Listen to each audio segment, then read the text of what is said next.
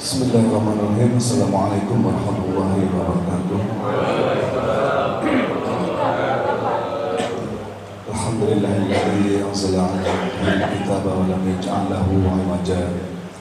Wassalatu wassalamu 'ala sayyidina Muhammadin nabiyil mustafa wa 'ala alihi wa sahbihi wa man ittaba'a ma ba'd.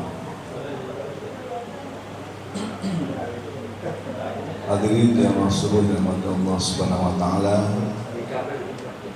Puji dan syukur marilah senantiasa kita panjatkan kehadirat Allah Subhanahu wa taala atas anugerah dan nikmatnya kepada kita semua, sehingga pada pagi ini kita masih diberikan kesempatan dan kesehatan untuk bisa hadir melangkahkan kaki ke masjid yang mulia ini menunaikan salat subuh berjamaah, dan insyaallah selanjutnya akan kita lanjutkan dengan kajian subuh yang dihadiri sangat istimewa hari ini oleh Bapak Ustaz Ridwan Arif SPD dari MUI Magelang Timur.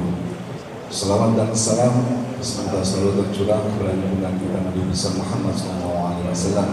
Mudah-mudahan kita senantiasa istiqomah melaksanakan sunnah-sunnahnya, dan semoga di akhirat kita mendapatkan syafaatnya. Amin ya rabbal alamin. Pertama-tama kami ucapkan yang terhormat pada guru-guru kita, Bapak Haji Effendi Ghazali hadirlah ya, hadir beliau, dan juga para pengurus dari MUI, para Pak Lurah, Pak Asad Yunus, sekretarisnya, dan dari seluruh para asatidz kita, guru-guru kita, para masyayikh yang hadir di masjid kita ini. Alhamdulillah, mudah-mudahan kehadiran beliau di masjid kita ini bisa memberikan berkah kepada kita semua, bisa memberikan tambahan ilmu yang bermanfaat terus saja kepada kita semua, sehingga Masjid Anas ini kedepannya bisa semakin makmur. Sebelum kita mulai kajiannya, kami ingin menyampaikan beberapa hal. Yang pertama adalah bahwa di masyarakat kita saat ini ada sebuah jargon yang pertanyaan sebetulnya yang sangat menggelitik. Kalau kita renungkan, itu pertanyaannya, apakah kita ini hidupnya mau ikut ulama atau ikut nabi? Itu sering banget di masyarakat. Yang itu ikut ulama atau ikut nabi kan begitu. Ini pertanyaan yang sebetulnya wajib menjebak. Kalau kita katakan ikut nabi, nah nabinya udah nggak ada di antara kita, di tengah-tengah kita. Tapi kalau kita katakan ikut ulama, katanya ulama kan manusia biasa, nggak maksum. Sementara nabi itu maksum. Ini pertanyaan yang banyak sekali menjebak masyarakat kita, sangat disayangkan sekali. Padahal yang mereka maksud dengan pertanyaan ikut ulama atau nabi adalah ikut kita atau nggak ikut kita. Nah kan mereka lebih jauh mengatakan orang-orang ulama seperti Imam Syafi'i, Imam Ahmad, Imam Malik, Imam Hanafi, itu semua adalah ulama yang manusia biasa, tidak maksum, bisa jadi salah. Lebih jauh mereka berani seperti itu, bahkan mengatakan nggak perlu ikut madhab, karena kalau ikut madhab berarti ikut manusia biasa, ikut ulama. Kita harus ikut nabi yang maksum, yang nggak mungkin ada kesalahan. Jadi yang dimaksud oleh mereka dengan ungkapan seperti itu adalah ikutlah golongan kami. Kalau ikut golongan kami udah pasti ikut nabi. Tapi kalau ikut ulama belum tentu ikut nabi, bisa jadi ulama itu salah. Nah itu yang dimaksud oleh mereka dengan perkataan seperti itu, sebenarnya kayak gitu. Lebih jauh lagi mereka mengatakan, ayo kita kembali kepada Al-Quran dan Sunnah. Yang dimaksud adalah kembali kepada Al-Quran dan Sunnah sesuai dengan pemahaman mereka sendiri, bukan pemahaman para ulama. Maka kalimat tersebut sebetulnya kurang lengkap. Kalimat yang benar adalah mari kita kembali kepada Al-Quran dan Sunnah sesuai dengan pemahaman para ulama. Karena kalau disebut ulama itu tidak maksum, maka Imam Bukhari itu adalah ulama yang tentu saja tidak maksum. Imam Muslim juga ulama yang tentu tidak maksum.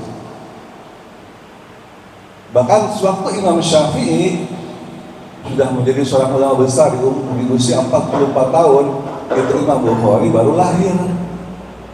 Itu sebabnya di dalam kitab-kitab Imam Syafi'i tidak ada Rawahul Bukhari, Rawahul Muslim. Karena memang Imam Bukhari ini aja waktu itu belum lahir. Imam Syafi'i usia 44 tahun pada tahun 194 Hijriah, itu Imam Bukhari baru lahir, belum hafal Quran, apalagi belajar hadis. Ya, seperti itu. Jadi kita tidak mungkin mengenal Nabi, tidak mungkin kembali kepada Al-Quran dan Sunnah, tidak mungkin bisa mengikuti Rasulullah SAW tanpa melalui jalur para ulama. Untuk itu kehadiran para ulama kita di subuh ini, di masjid yang mulia ini, bisa menambah wawasan kepada kita, keberkahan kepada kita, tambah ilmu yang bermanfaat. Demikian, terima kasih atas perhatiannya. Untuk selanjutnya kajian akan dibawakan oleh Ustadz Ridwan Arif SPD dengan tema 3 larangan dalam rangkaian ibadah haji, tadabbur Al-Quran, surah Al-Baqarah ayat 197. Tutup dengan billahi taufiq wal hidayah. Assalamualaikum warahmatullahi wabarakatuh.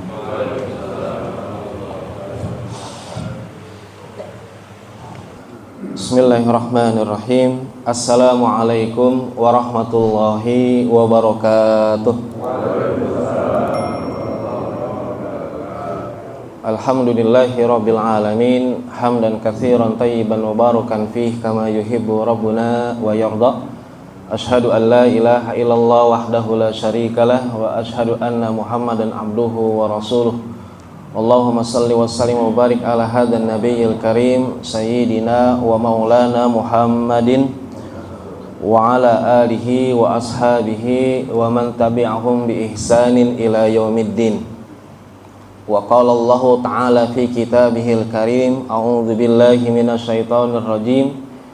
Bismillahirrahmanirrahim. Ya ayyuhalladzina amanu taqullaha wa kunu ma'as shadiqin.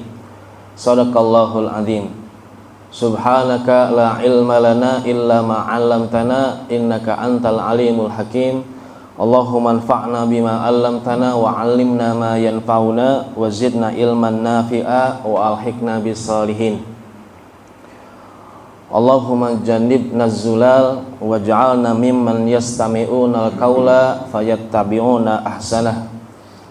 Amma ba'du, yang kami hormati Ketua DKM Masjid An-Nas beserta jajaran, yang kami muliakan Imam yang sudah memimpin salat subuh berjamaah kita pada hari ini, yang kami hormati, kami muliakan Ketua MUI Pamulang Timur Bapak Kiai Haji Ghazali Akhyar, yang kami hormati, kami muliakan juga para dewan pembimbing, dewan pembina, penasehat di MUI Pamulang Timur,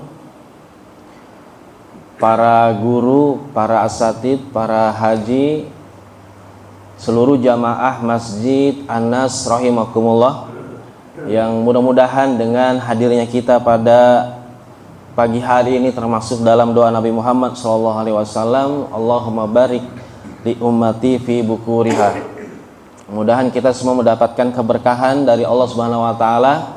Kita sudah melaksanakan kewajiban melaksanakan salat subuh berjamaah, diusul dengan membaca zikir, kemudian silaturahim dan kajian. Mudah-mudahan dari sedikit yang kami miliki bisa bermanfaat untuk kita semua. Hadirin sekalian, pada subuh hari ini, usai kita bersyukur kepada Allah, kita panjatkan salawat dan salam kepada Nabi kita Muhammad SAW.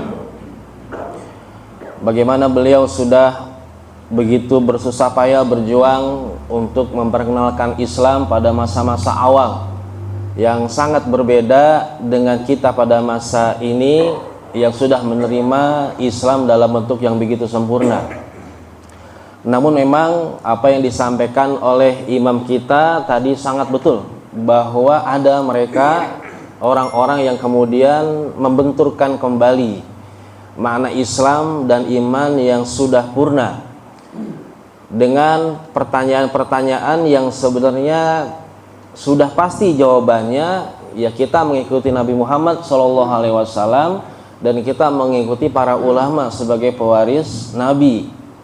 Akan tetapi memang ada keinginan untuk menggiring dari pertanyaan tersebut, dan mudah-mudahan kita bisa jernih memandang sesama saudara kita, bahwa yang kita inginkan adalah bagaimana umat Islam pada saat ini yang dalam keadaan carut marut, di hadapan kita, di depan kita, genocide berlangsung dengan begitu leluasa. Saudara seiman kita di Palestina dibantai, tidak pandang umur, tidak pandang jenis kelamin, laki dan perempuan semua diperlakukan sama dengan kejam. Maka ini adalah satu peringatan yang luar biasa buat generasi kita, umat orang-orang beriman yang hidup pada masa ini. Subhanallah, kita mengalami satu situasi yang kita tidak bisa melakukan banyak perbuatan untuk membantu mereka. Dan mudah-mudahan dengan datangnya peristiwa haji, kita masuk pada bulan haram, bulan Dzulqa'dah, bulan Dzulhijjah, dan nanti bulan Muharram, itu termasuk bulan-bulan haram yang Allah sebutkan. Kita bisa membawa satu perubahan yang berarti untuk saudara-saudara kita, terutama untuk lingkungan terdekat kita di sini, yang kita meyakini bahwa Allah Subhanahu wa taala Maha Kuasa atas segala sesuatu, dan setiap dari kita harus memiliki andil, memiliki peran untuk memperbaiki kondisi yang tidak baik ini. Hadirin sekalian, pada kesempatan kali ini kami diamanahi untuk memberikan kajian, mudah-mudahan tidak terlalu panjang, singkat saja, karena dalam ayat yang kami bacakan nanti dalam surat Al-Baqarah ayat 197 adalah ayat yang mafhum, ya kita sering baca. Ini permulaan dalam juz dalam Al-Quran, masuk dalam juz 2. Ini pastinya sering kita baca, dan bertepatan juga dengan musim haji yang saat ini. Dapat kabar kami dari sanak famili kami yang berhaji pada tahun ini sudah mulai memasuki kota Mekah. Jadi banyak sekali rombongan haji dari berbagai negeri sudah mulai masuk ke kota suci Mekah, memadati kota suci Mekah, dan mudah-mudahan haji mereka termasuk haji yang diterima Allah Subhanahu wa taala. Allahumma hajjan mabruran wa sa'yan mashkuran wa dzamban maghfuran wa tijaratan lan tabur. Dan mudah-mudahan kita semua juga yang mungkin belum berkesempatan melaksanakan ibadah haji, ibadah umroh, mudah-mudahan Allah Subhanahu wa taala berikan kepada kita rizki, kemampuan, dan bekal untuk melaksanakan ibadah tersebut. Allahumma rzuqna bi ziyaratil haramain. Hadirin sekalian, pada surat Al-Baqarah ayat 197 Allah Subhanahu wa taala menyampaikan, bismillahirrahmanirrahim, al-hajju ashhurum ma'lumat faman farada fihinnal hajja fala rafatha wala fusuqa wala jidala fil hajj. Kemudian Allah Subhanahu wa taala melanjutkan, wa ma taf'alu min khairin ya'lamhullah wa tazawwadu fa inna khairaz zadi taqwa wattaquni ya ulil albab. Pada penggalan yang pertama Allah menyampaikan al-hajju ashhurum ma'lumat, bahwa haji itu terdapat pada bulan-bulan yang sudah maklum. Ini maklum sudah masuk ke dalam bahasa kita Indonesia, ya. Maknanya adalah yang diketahui. Al-hajju ashhurum ma'lumat, bahwa haji atau musim haji adalah pada bulan-bulan yang sudah diketahui. Allah tidak menyebutkan secara spesifik karena haji ini adalah warisan ibadah Nabi Ibrahim alaihissalam yang diturunkan kepada dzurriyyatnya sampai dengan masa Nabi Muhammad, kemudian disyariatkan sampai dengan pada kita. Berbeda dengan syariat yang ditetapkan pada masa Nabi Muhammad, terdapat dalam Al-Quran itu dijelaskan secara spesifik, seperti misalnya ibadah saum yang kemarin. Ya, pada ayat pertama, ya ayyuhalladzina amanu kutiba alaikumusiyam. Nah, ditetapkan bagi kita wajib berpuasa. Ketahuan bulannya pada ayat berikutnya, syahru ramadhanalladzi unzila fihil Qur'an. Jadi penetapan wajibnya berpuasa pada bulan Ramadan dengan panjangnya 1 bulan, 29 atau 30 hari. Nah, para ulama kemudian jumhur bersepakat bulan yang dimaksud ashur itu adalah bulan Syawal, Dzulqa'dah dan 10 hari dari bulan Dzulhijjah. Jadi 2 bulan 10 hari. Tetap disebut ashur, maknanya bulan-bulan ya karena masuk dalam 3 bulan.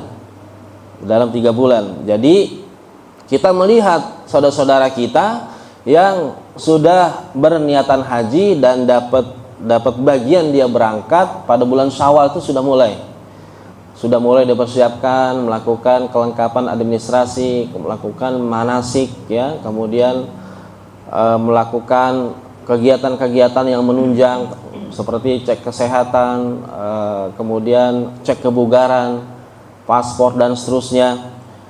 Nah, kalau kemudian kita melihat ayat ini, memang haji adalah satu ibadah yang betul-betul memiliki persiapan yang panjang. Nah, istimewanya ibadah haji tersebut. Nanti kita akan melihat bagaimana haji itu berpengaruh kepada setiap diri pribadi yang melaksanakan haji, dan ketika ia kembali maka dia harus berpengaruh juga kepada masyarakat sekitar, bahkan kepada seluruh umat Islam pada umumnya. Seperti itu. Kemudian faman farada fihinnal hajja, maka barang siapa yang menetapkan niat, yang menyengaja dia berhaji pada musim itu. Jadi farada di sini maknanya adalah dia memang menyengaja menetapkan untuk berniat melaksanakan haji pada musim itu. Yakni dia menggunakan ihram.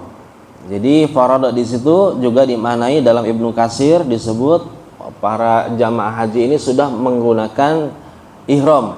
Jadi dia memang berniat melaksanakan ibadah haji pada musim itu, maka masuklah kepada dia larangan fala rafatha wala fusuqa wala jidala fil hajj. Yang pertama adalah larangan rafas. Nah, rafas ini secara makna para ulama mengatakan jima. Jima itu maknanya adalah berkumpul.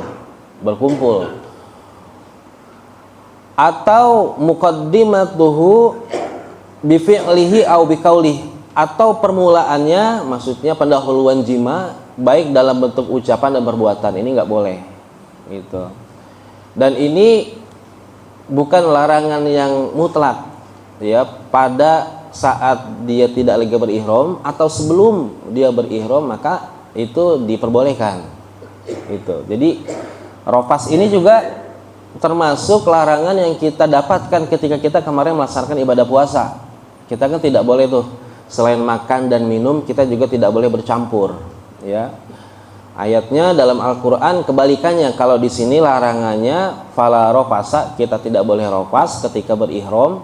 Kalau di bulan Ramadan justru dihalalkan pada malam harinya. Uhilla lakum lailatas siyami rafathu, itu sama. Jadi dihalalkan bagi kalian pada malam puasanya rafas gitu. Boleh.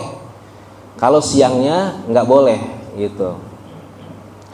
Nah, jadi apa manfaatnya?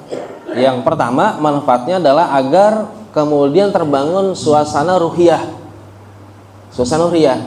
Allah Subhanahu wa taala mengetahui bahwa ini adalah kebutuhan kita.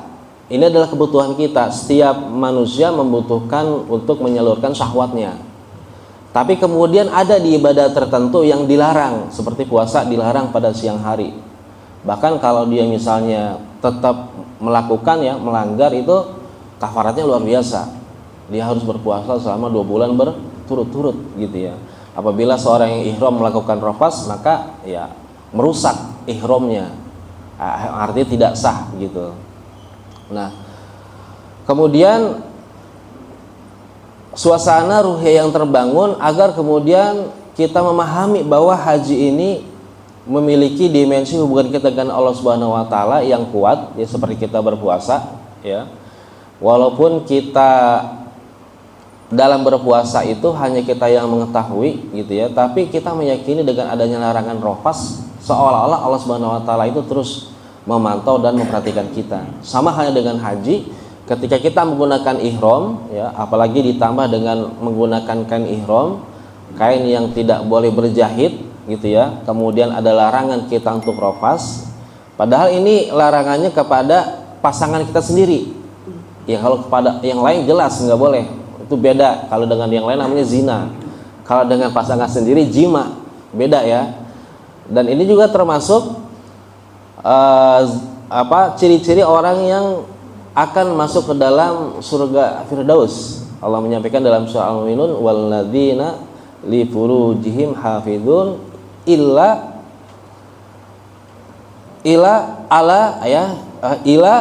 azwajihim aw ma malakat aymanihim wa hum ghairu malumin, ya, kecuali terhadap istri-istri mereka, terhadap orang yang di bawah mereka, maksudnya dulu itu ada para budak begitu ya, itu bukan hal yang tercela. Jadi termasuk menjaga kemaluan, yaitu ciri-ciri orang yang bertakwa gitu. Ya, kecuali kepada istri. Makanya dibedakan istilahnya antara berhubungan dengan yang haram gitu ya, dengan berhubungan dengan yang sah sebagai istri kita. Nah, Allah Subhanahu wa taala menginginkan ada terbangunnya suasana ruhiyah ketika kita memang melaksanakan ibadah haji dengan berihram. Kemudian yang kedua, Allah menginginkan agar kita fokus.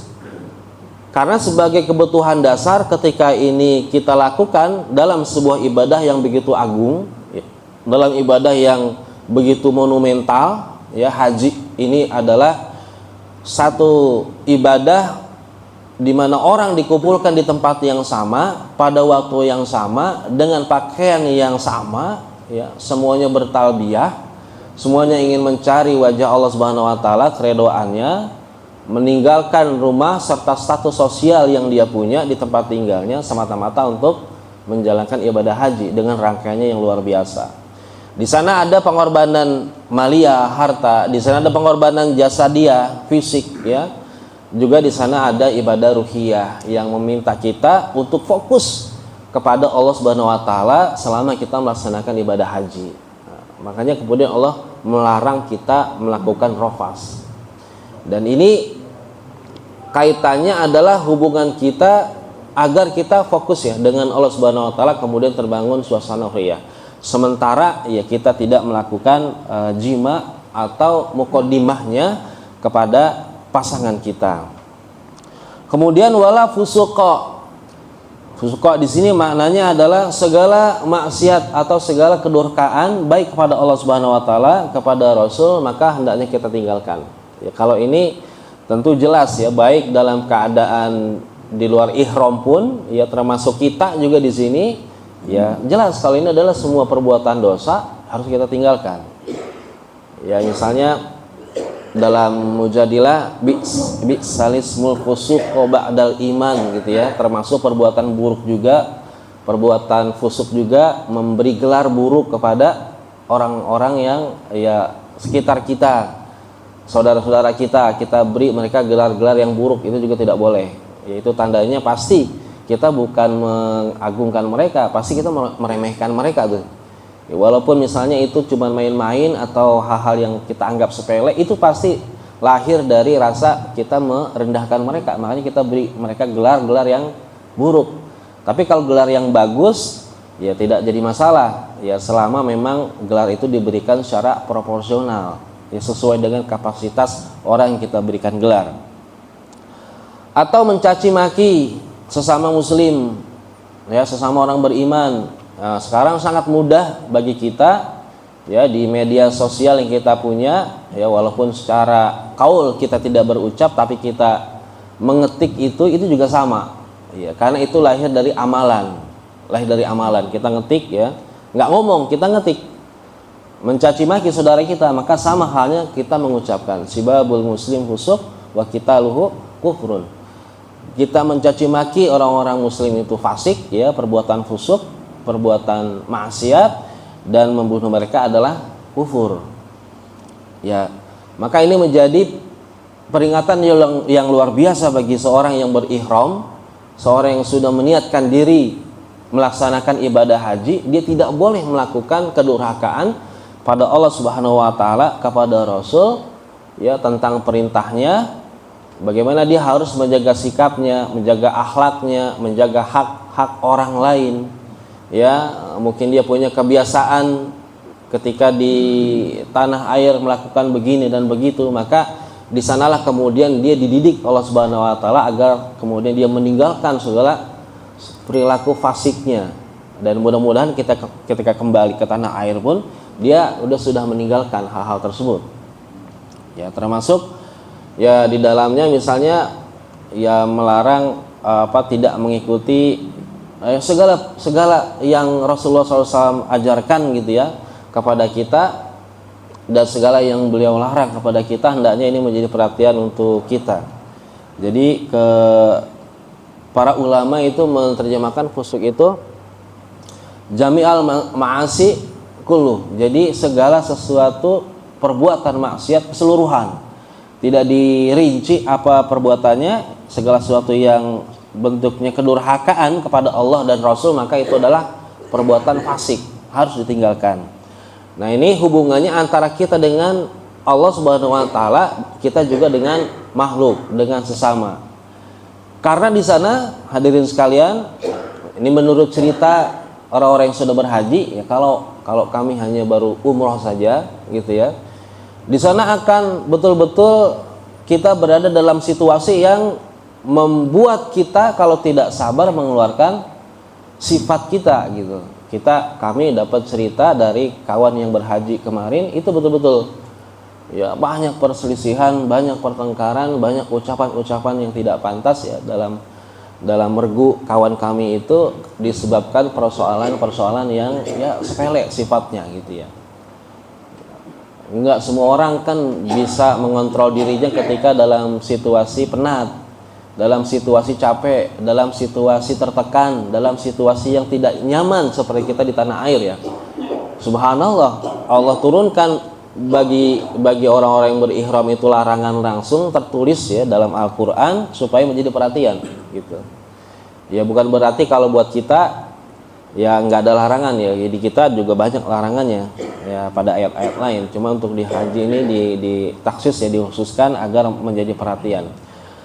Wala jidala fil hajj, dan juga Allah melarang kita yang ketiga berdebat dan melakukan upaya-upaya seperti saling bertentang satu sama lain, baik dalam ucapan ya yang kemudian menggiring kepada permusuhan dan pertengkaran. Baik perdebatan perihal manasik haji, ya, misalnya ada perdebatan di sana, maka para ulama berpendapat lebih baik ditinggalkan, gitu. Jidal, ataupun memang ya kita bertengkar atau kita beradu argumen atau kita berdebat tentang kebutuhan kita di sana misalnya, ya masya Allah lebih baik kita tinggalkan, karena ini akan mengakibatkan permusuhan kita terhadap saudara kita, akan mengakibatkan dendam kita terhadap saudara kita, dan memang tidak pantas juga rasanya ketika kita sudah menggunakan pakaian ihram kemudian kita berdebat gitu ya, saling menarik suara, saling mengencangkan suara dengan saudara kita, satu hal yang sangat tidak pantas ya. Apalagi tadi kita sudah menetapkan, mewajibkan diri kita berhaji dan menggunakan ihram, di sana kita melakukan jidal ya, berdebat ya. Coba kita cek juga misalnya di sini bagaimana persoalan-persoalan yang muncul di masyarakat kita ya tentang jidal itu ya, berdebat untuk satu hal yang ya sifatnya tidak masuk misalnya dalam ranah usul gitu ya.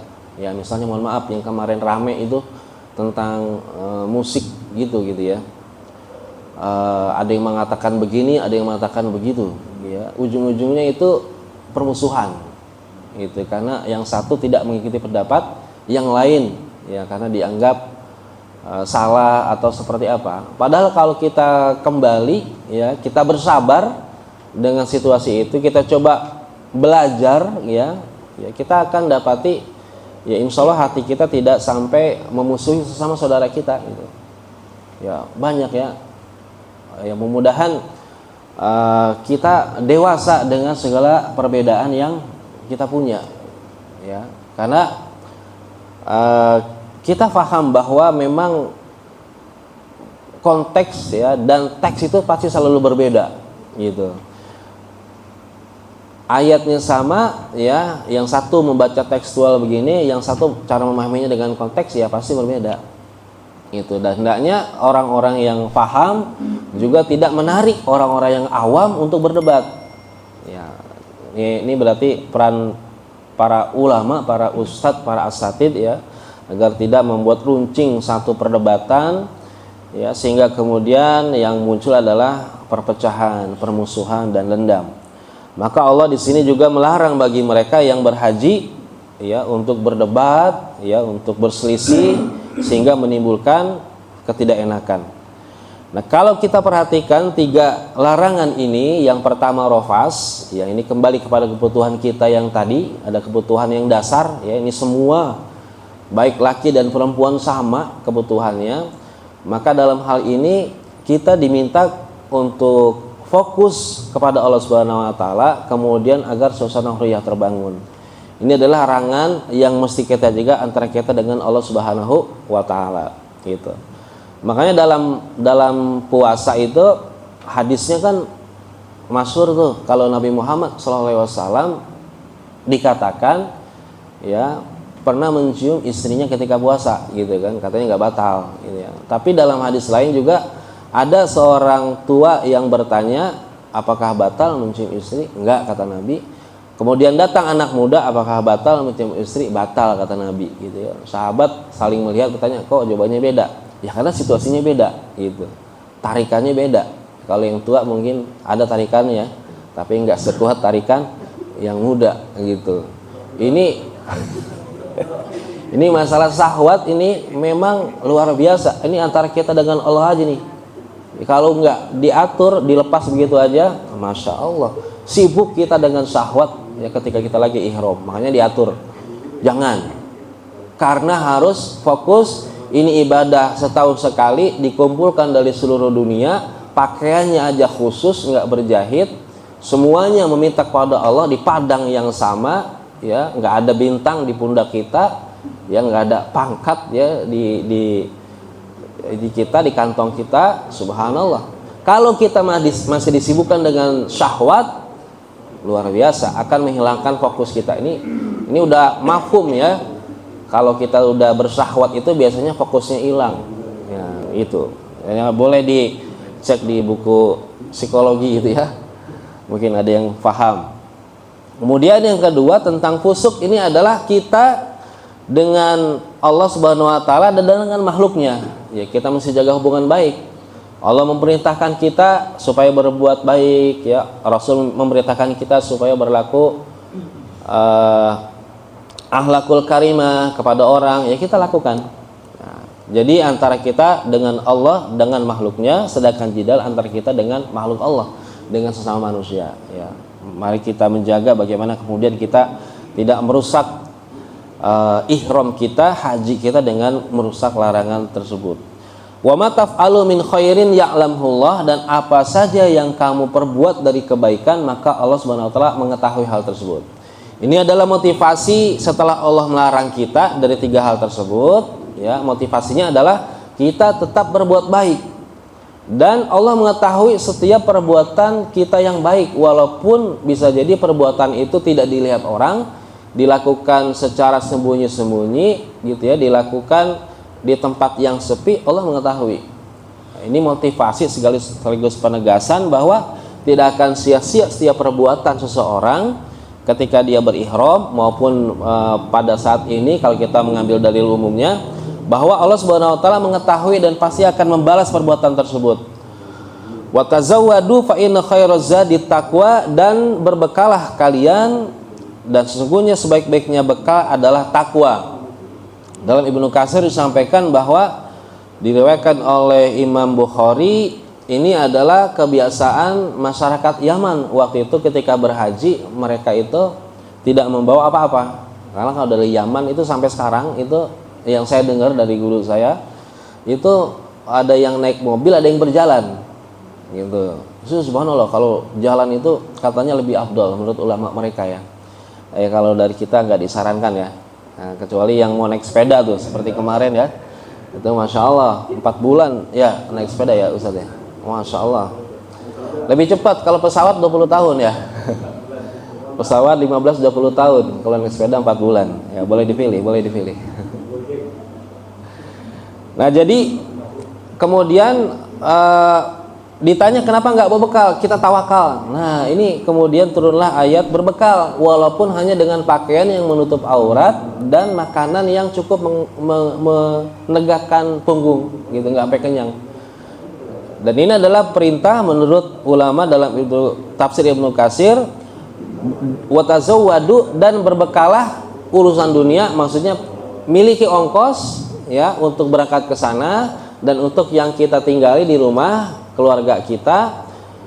Fa inna khairaz zadi taqwa, maka bekal yang paling baik di akhirat, setelah itu kan dunia ya, yang ke akhirat kedua adalah takwa gitu. Ya, apa yang kita bawa hadirin sekalian ketika kita di akhirat kecuali takwa? Nggak ada ya. Jadi makanya takwa itu selalu dipesankan minimal sekali dalam seminggu pada hari Jumat, dan itu menjadi rukun bagi si khotib itu. Ibadallah, usikum wa nafsi bitaqwallah faqad fazal muttaqun. Bahkan kadang sama dia diulang di mimbar yang mulia ini, kami wasiat takwa begitu. Penting sekali takwa itu. Cuman kadang kita tidak membiasakan dan kita tidak mendawamkan nasihat takwa itu kepada saudara-saudara kita atau kepada anak-anak kita dan istri kita. Cuman alhamdulillah kalau khotib dawam sama kita gitu ya, tapi kadang takwanya pesannya nggak sampai ke rumah. Harusnya begitu khotib nyampein pesan itu ya, kita bawa ke rumah pesan takwa, kita sampaikan juga ke istri kita, ke anak kita gitu ya. Dan sangat bagus kalau pesan itu juga nggak nunggu sampai hari Jumat, setiap hari boleh itu. Jadi ittaqullah, bertakwa kepada Allah ya nak. Kalau kamu pergi sekolah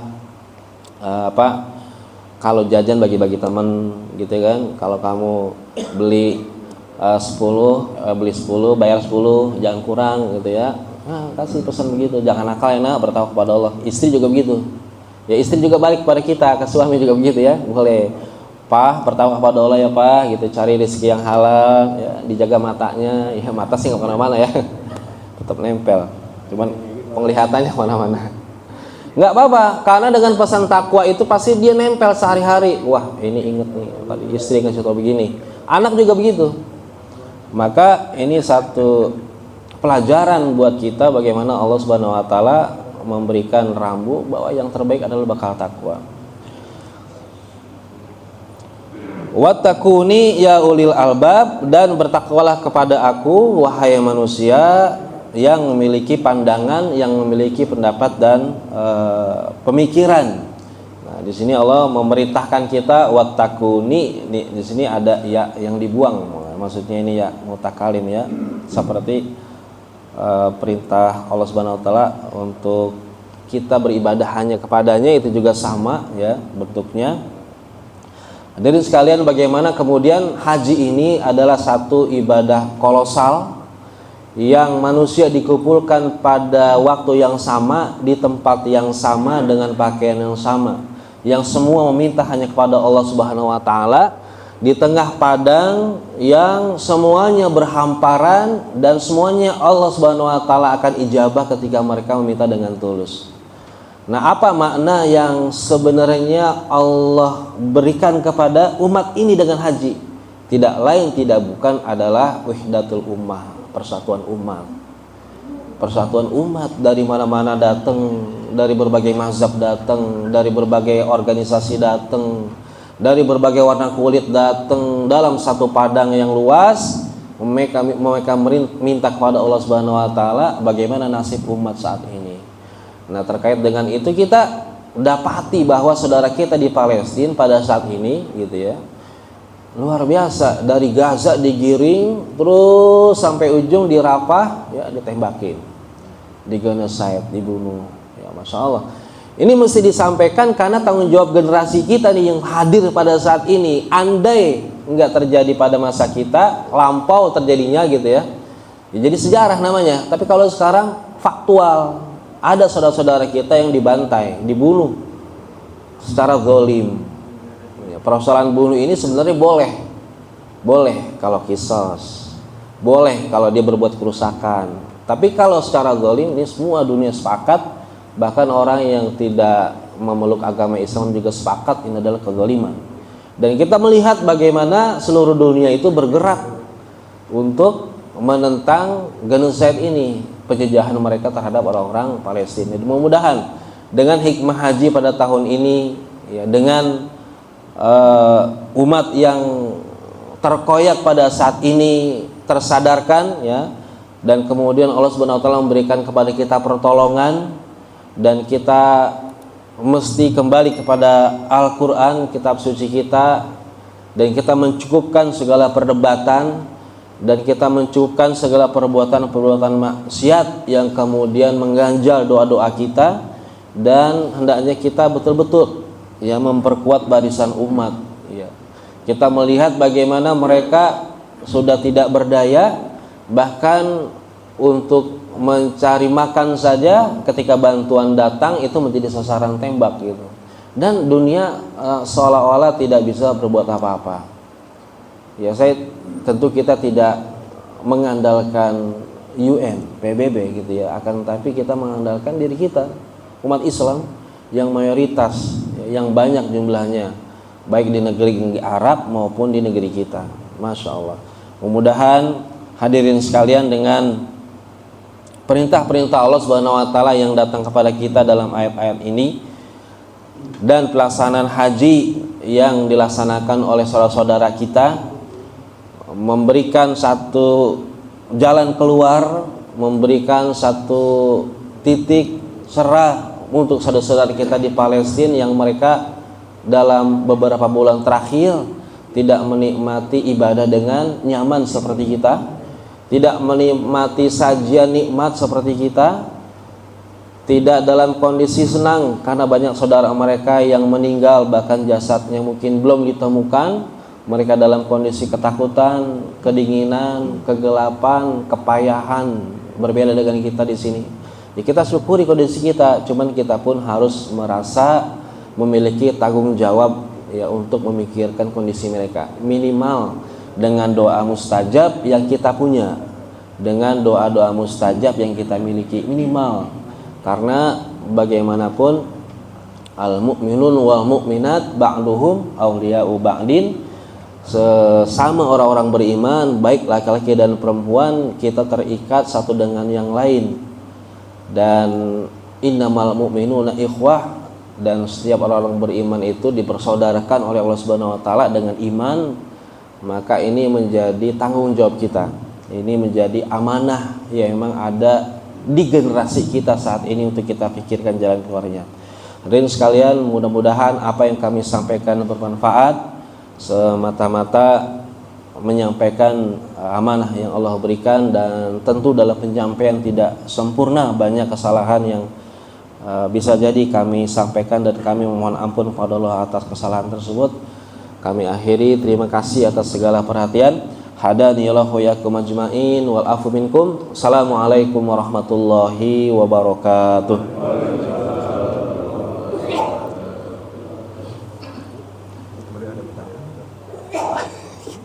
Kalau ada waktunya boleh atau bagaimana sama Ustaz? Baik, jamaah sekalian, terima kasih atas uraiannya Ustaz. Masih ada waktu, kami waktu syuruk ya, kita 15 menit lagi. Barangkali ada pertanyaan dari jamaah, silakan. Mumpung banyak guru-guru kita di sini, boleh di luar topik juga. Barangkali ada yang punya sesuatu yang mengganjal.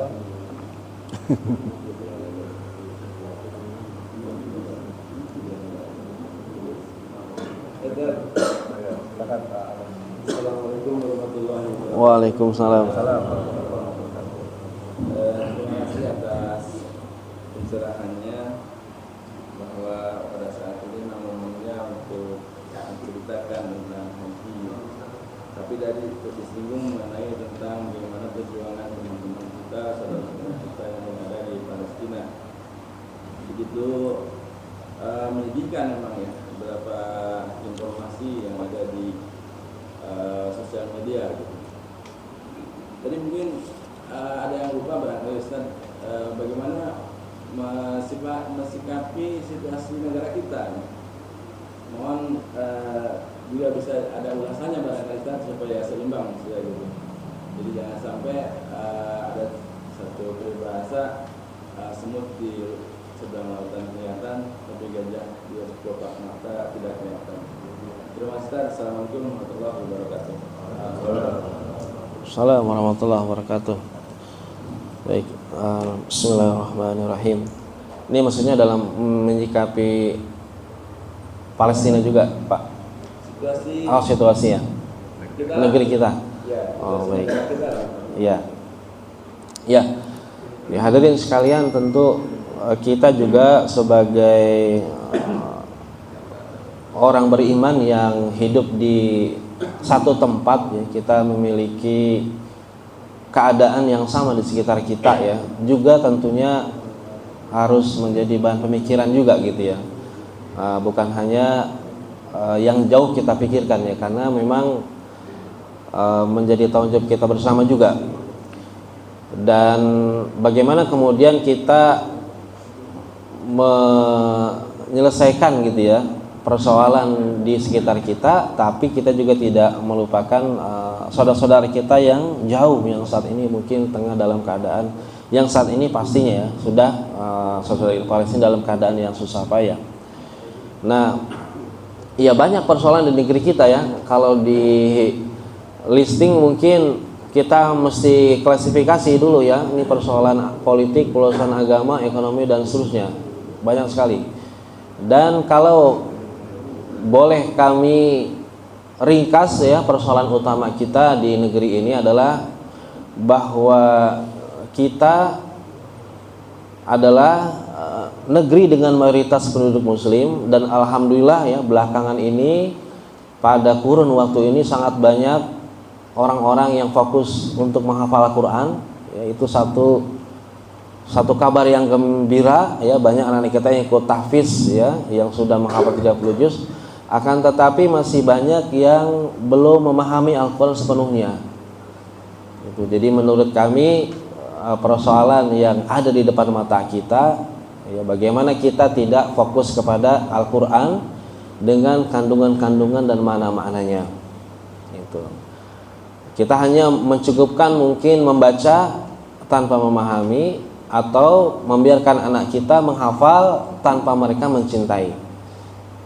Padahal sebenarnya Al-Quran ini turun sebagai kitab hidayah, hudal linas wa bayyinatin minal huda wa furqan, dzalikal kitabu la raiba fi hudal lil muttaqin. Jadi hendaknya kita umat Islam, di antara sekian banyak masalah yang kita dapatkan, kita hadapi, salah satu persoalan yang besar juga yang kita hadapi adalah umat ini tidak dekat dengan Al-Quran secara maknawi. Jadi kita mesti mengkaji Al-Quran ya. Sebenarnya banyak sekali Al-Quran ini ya, di dalamnya hal-hal yang diperbincangkan dan dibahas dengan tema-tema yang luar biasa, baik dibahas secara terperinci oleh Allah Subhanahu wa taala ya, maupun secara umum yang Allah bahas. Dan diantara kita jarang yang mempelajari hal tersebut gitu, jarang yang mengkaji betul-betul Al-Quran lembar demi lembar, ayat demi ayat, sehingga kita terkadang lebih menginginkan pendapat-pendapat yang lain. Ini bukan berarti salah ya, pendapat-pendapat yang lain, atau lari kepada riwayat-riwayat, padahal ini adalah kitab yang betul-betul bersih dari segala percampuran gitu. Karena kalau kita lari kepada pendapat manusia ya pasti ada perbedaan ya, dan manusia itu tentu karena dia terikat ruang dan waktu, kadang pendapatnya pun bisa update ya, bisa juga tertinggal. Tapi kalau kita betul-betul memohon pada Allah Subhanahu wa taala ya, jadi kalau misalnya kita ada seruan kembali kepada Al-Quran ya, terus kita bilang ya Al-Quran kan jelas, udah ada tafsirnya, udah ada maknanya, begitu-gitu aja. Nah hadirin sekalian, perlu kita pahami, ketika kita datang pada Al-Quran, maka kita datang pada kitab Allah Subhanahu wa taala, Dan orang yang datang kepada Allah Subhanahu wa taala, kalau dia betul-betul dengan hati yang siap, ya, hatinya jujur ingin dibimbing, ingin dihalau, ingin diajak dengan hidayah, itu Allah akan buka gitu. Luar biasa, Nabi Muhammad SAW ini sudah lama meninggalkan kita. Kita mau nanya Nabi juga, tadi Pak Imam bilang udah nggak bisa. Kita tanya kepada para imam, para ulama, para mujtahid, a'immah, beda-beda gitu ya. Dan pendapat mereka tentu ada sandarannya. Kalau kita terapkan semuanya pasti tidak mungkin. Kalau kita misalnya tenggelam dalam perdebatan, kita tidak akan sampai kepada Al-Quran. Maka kemudian datanglah kita kepada Al-Quran, kepada Allah Subhanahu wa taala. Memang kita serahkan hati kita ingin dibimbing gitu. Jangan ikut-ikutan, jangan dulu merasa untuk ya penting dulu ya untuk misalnya seperti kata Gus Baha ya dalam grup WA saya dapat ya, orang yang berharap kemudahan, berharap rezeki lancar dengan tahajud ya, itu nggak usah tahajud gitu. Karena ntar kalau rezekinya nggak lancar ya, rezekinya macet gara-gara tahajud, dia berarti nyalahin tahajudnya.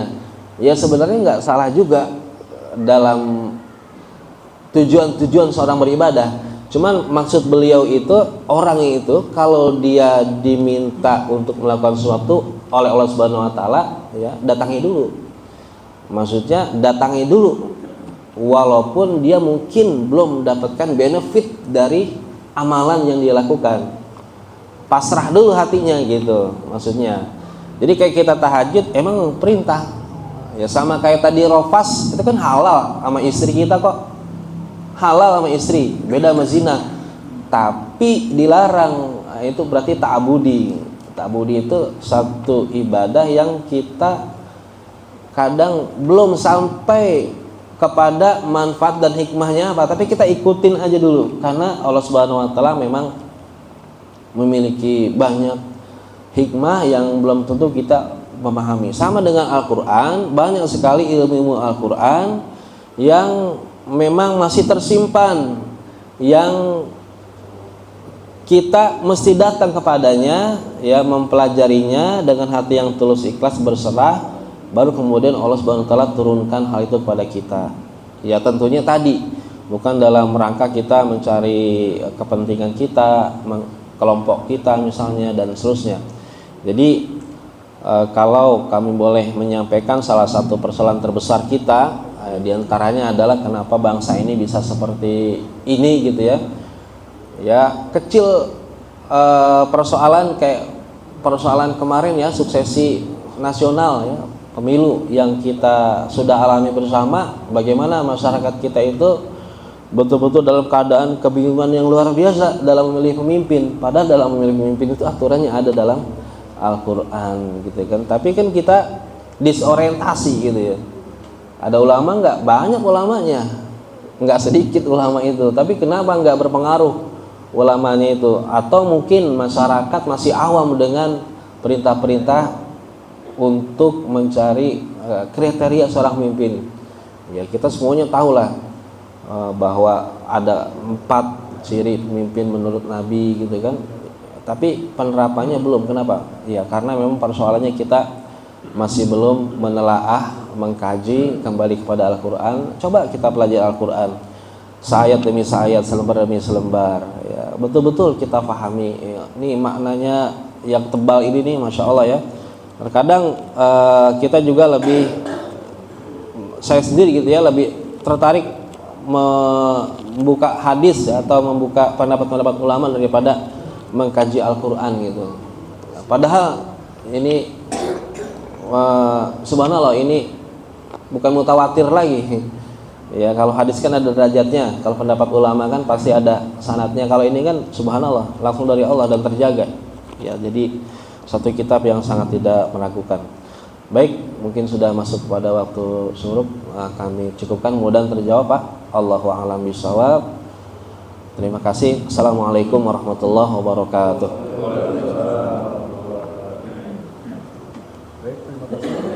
Atas jawabannya dan hadirin semua. Dan semua atas partisipasinya kita tutup dengan betul majlis. Subhanakallahumma wa bihamdika asyhadu an la ilaha illa anta astaghfiruka wa atubu ilaik. Assalamualaikum warahmatullahi wabarakatuh.